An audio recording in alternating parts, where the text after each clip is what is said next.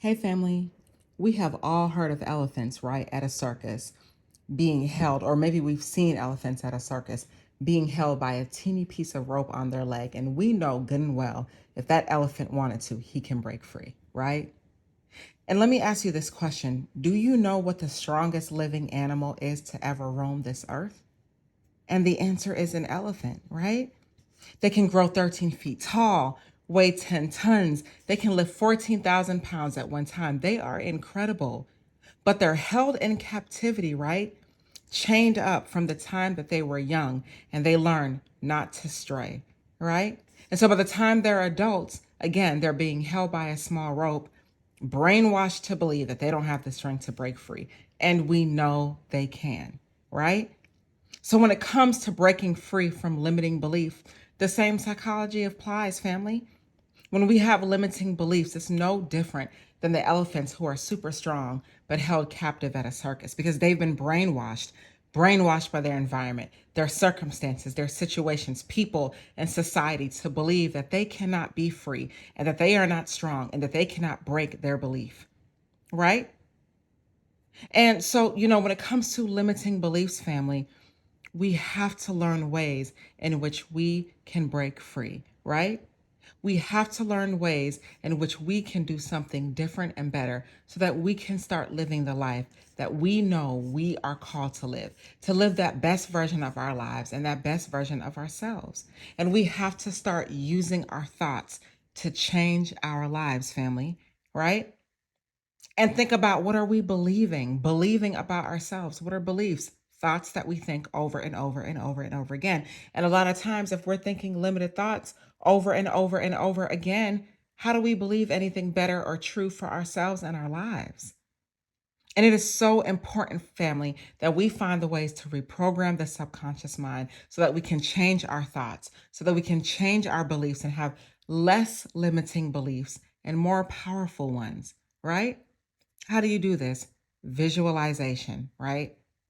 Closing your eyes, seeing the things you want, picturing your day going the way you want it to go. Positive affirmations.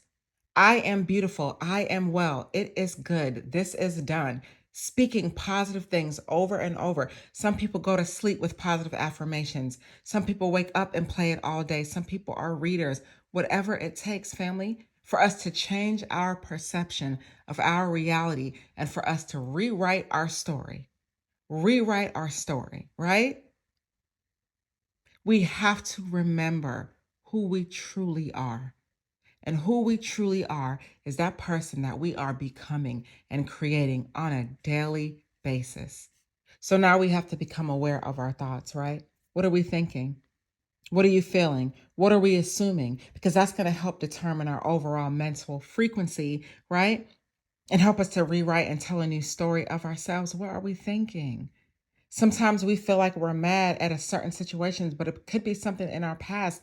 Family, we have to sit and spend more time to get to learn ourselves so that we are able to come out of these limiting beliefs and replace our unwanted thoughts with new, different, and better thoughts, right? We have to. And so many of us are taught we're not good enough. We learn from childhood. You're not as good as your sibling, right? You're not as good as this person. You're not a great test taker. You don't have what it takes. You're 30 and you don't have it. You're 50 and you're not married. You're 40 with no kids. Yo, whatever these limiting beliefs are, we carry them with us in our lives. We do. We carry them with us in our lives. But now is the time for us to create a new way of thinking. And how do you get out of limiting beliefs? I think you get out of limiting beliefs by committing to a new way of thinking, by holding captive all those thoughts that no longer serve you, by being deliberate in what you're thinking about, by thinking about what you're thinking about, right?